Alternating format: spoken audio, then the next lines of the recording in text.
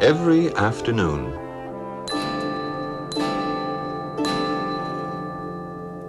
as they were coming from school, the children used to go and play in the giant's garden.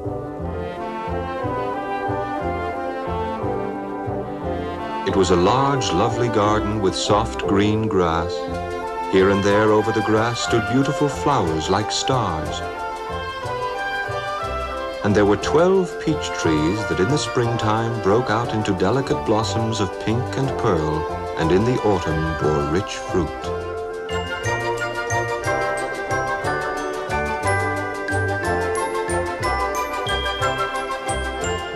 The birds sat on the trees and sang so sweetly that the children used to stop their games in order to listen to them. "How happy we are here," they cried to each other.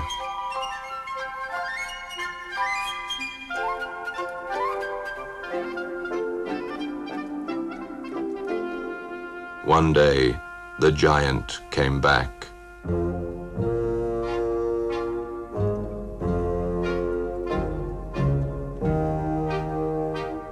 He had been to visit his friend, the Cornish ogre, and had stayed with him for 7 years.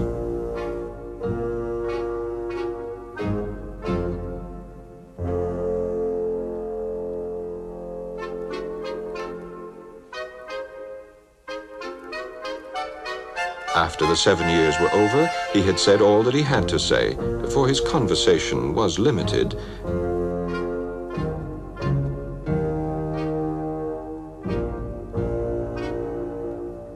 And he determined to return to his own castle.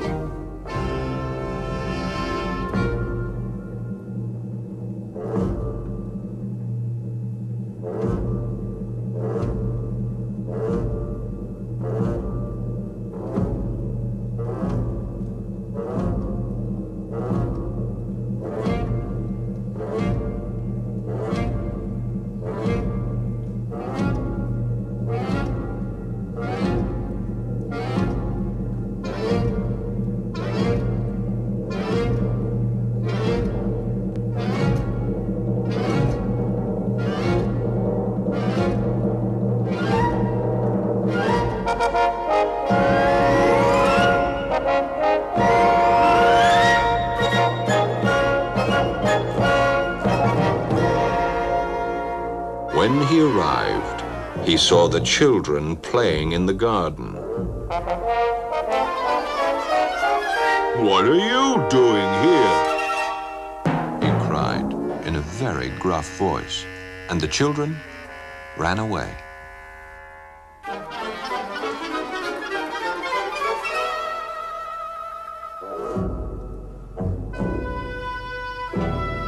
"My own garden is my own garden," said the giant. "Anyone can understand that, and I will allow nobody to play in it but myself."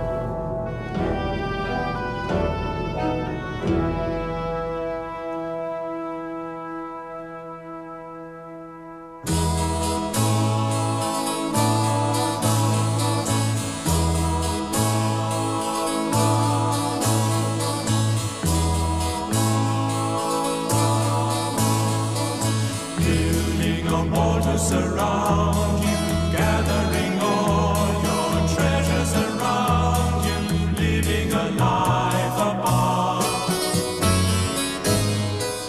not having anyone near you, building a wall and making them fear you, saying you have no heart.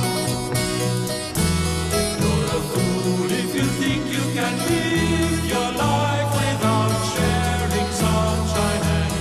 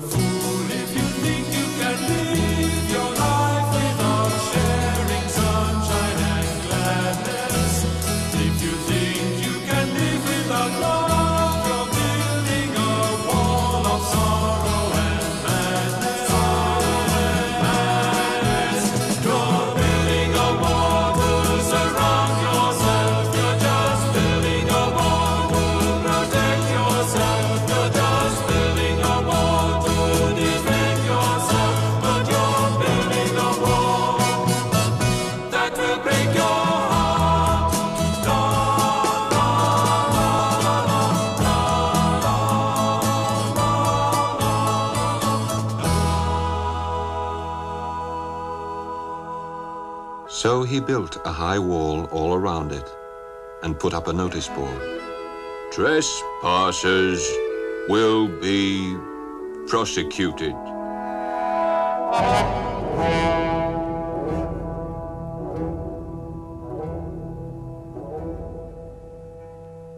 He was a very selfish giant.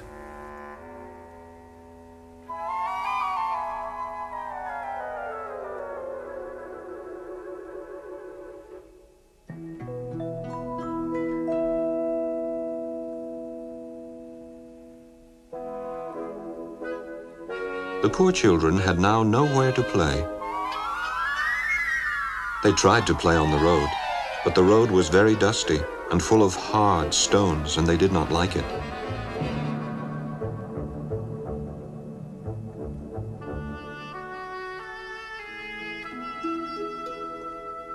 They used to wander round the high walls when their lessons were over and talk about the beautiful garden inside. How happy we were there, they said to each other. Then the spring came, and all over the country there were little blossoms and little birds. Only in the garden of the selfish giant, it was still winter. The birds did not care to sing in it, as there were no children, and the trees forgot to blossom. Once, a beautiful flower put its head out from the grass. But when it saw the notice board, it was so sorry for the children that it slipped back into the ground again and went off to sleep. The only people who were pleased were the snow and the frost. Spring has forgotten this garden, they cried. So we will live here all the year round.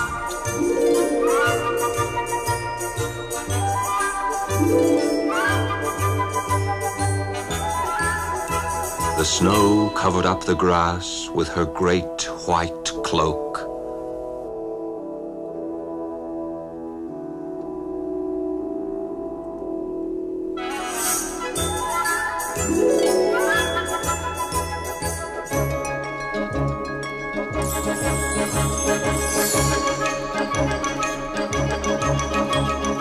And the frost painted all the trees silver.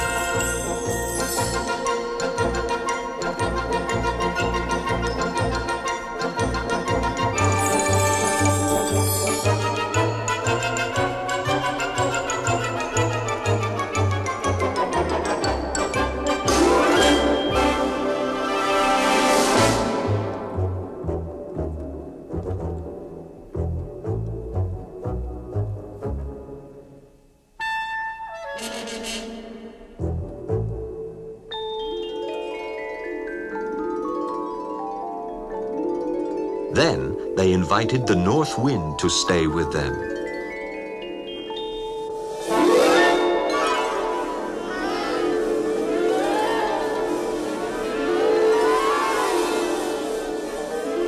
And he came.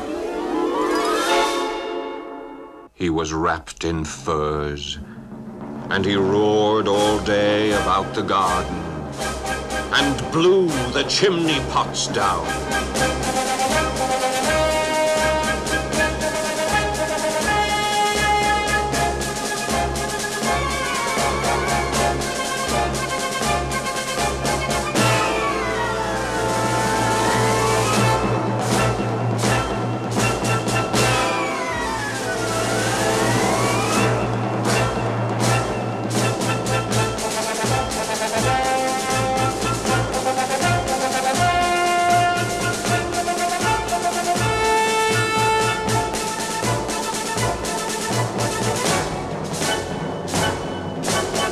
This is a delightful spot, He said. We must ask the hail on a visit.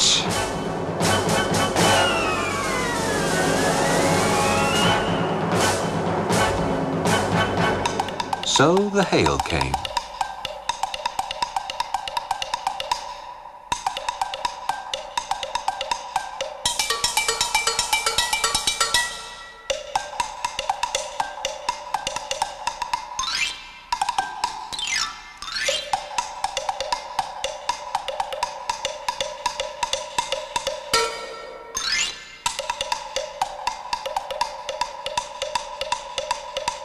Every day, for 3 hours, he rattled on the roof of the castle till he broke most of the slates. And then he ran round and round the garden as fast as he could go.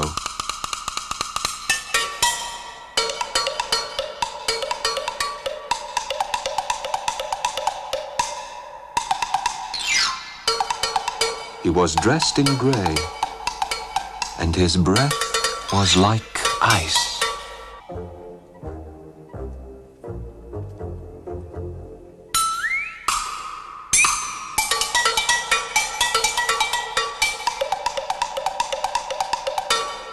I cannot understand why the spring is so late in coming, said the selfish giant as he sat at the window and looked out at his cold, white garden.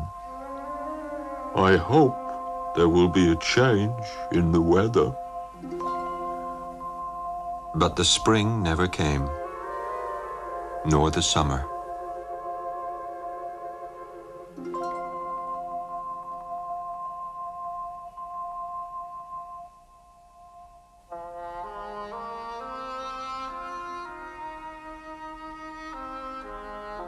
The autumn gave golden fruit to every garden, but to the giant's garden she gave none. He is too selfish, she said. So it was always winter there. And the north wind and the hail and the frost and the snow danced about through the trees.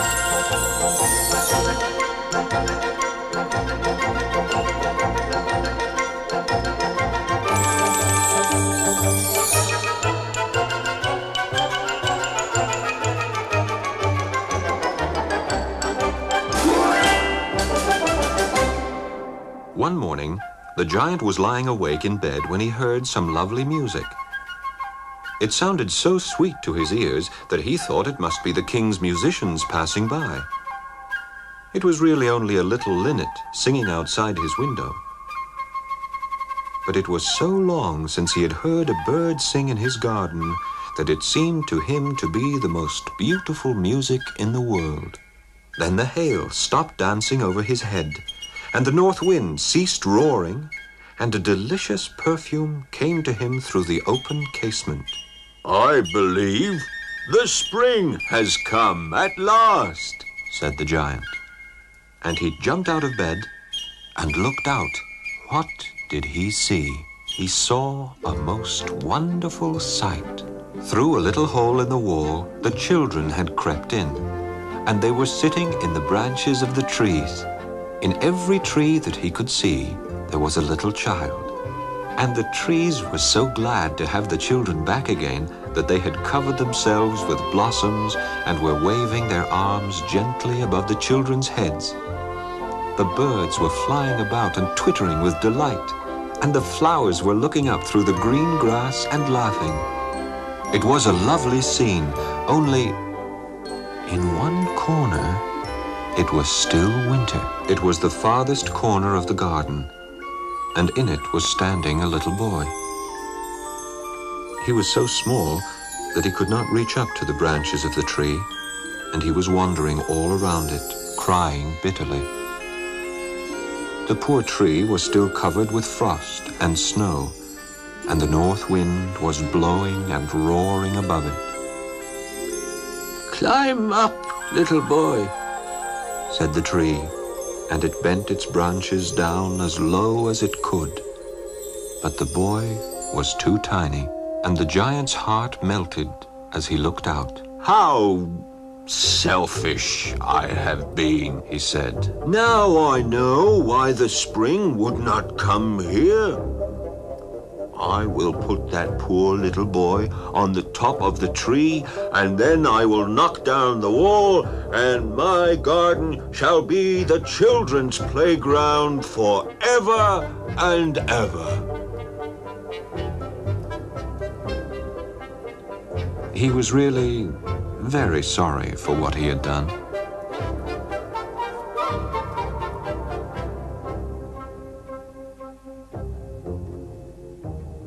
So he crept downstairs and opened the front door quite softly and went out into the garden.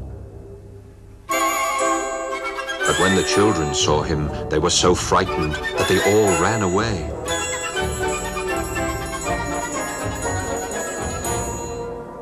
And the garden became winter again.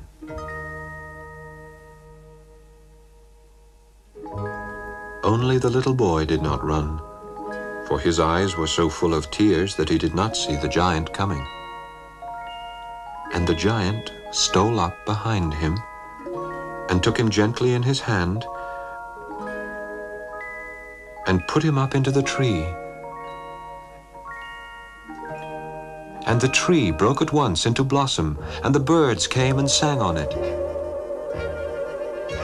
And the little boy stretched out his 2 arms and flung them round the giant's neck and kissed him. And the other children, when they saw that the giant was not wicked any longer, came running back, and with them came the spring. It is your garden now, little children, said the giant, and he took a great axe and knocked down the wall.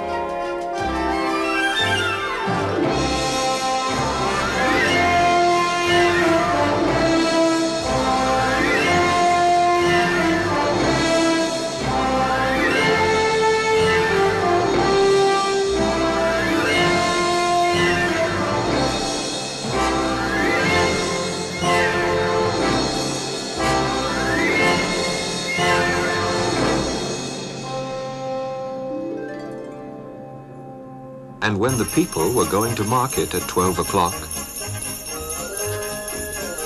they found the giant playing with the children in the most beautiful garden they had ever seen.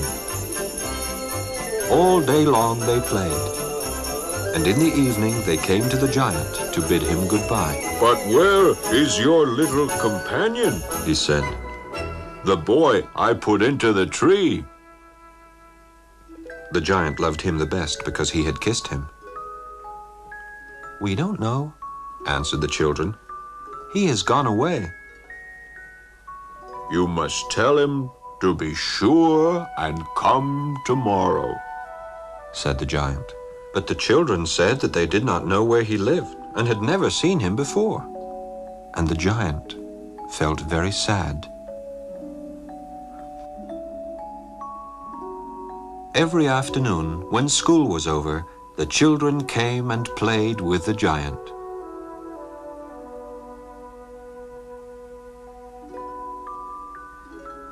But the little boy whom the giant loved was never seen again. The giant was very kind to all the children, yet he longed for his first little friend and often spoke of him. How I would like to see him, he used to say.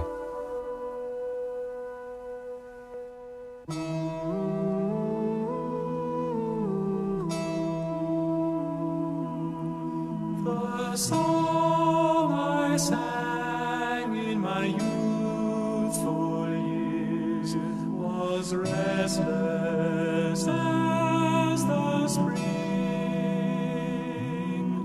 but now I'm into my autumn years, a different song I sing. Years go over,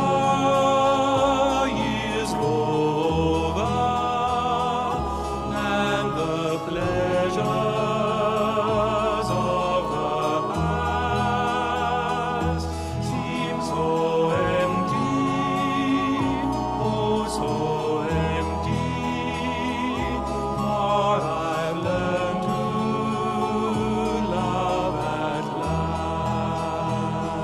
last. My summer years were so full of greed, I'd reap what I had sown.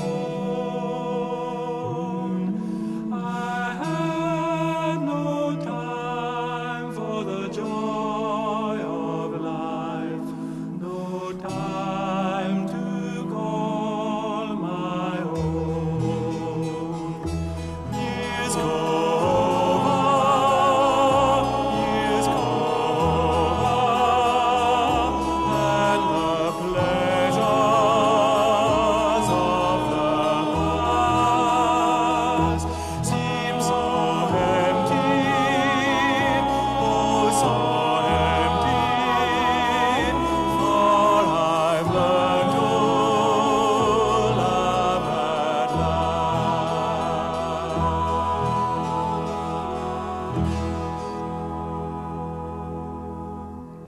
Years went over, and the giant grew very old and feeble.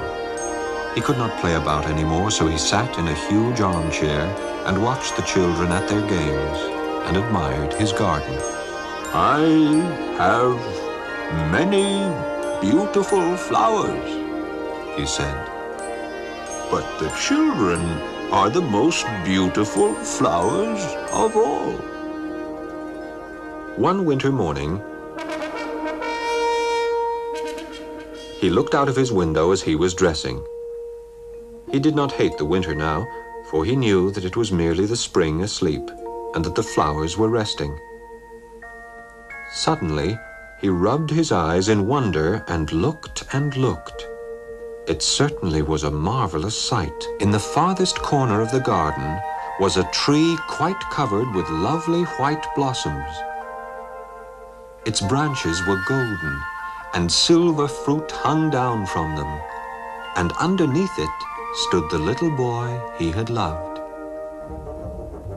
Downstairs ran the giant in great joy, and out into the garden.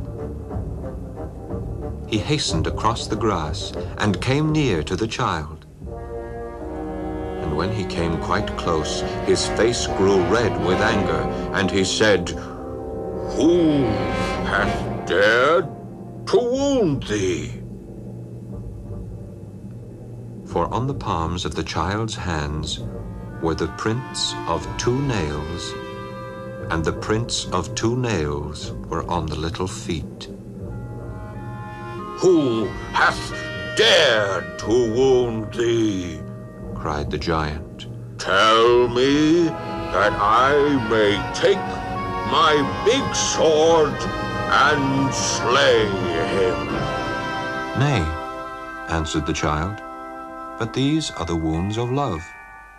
Who art thou? Said the giant, and a strange awe fell on him, and he knelt before the little child.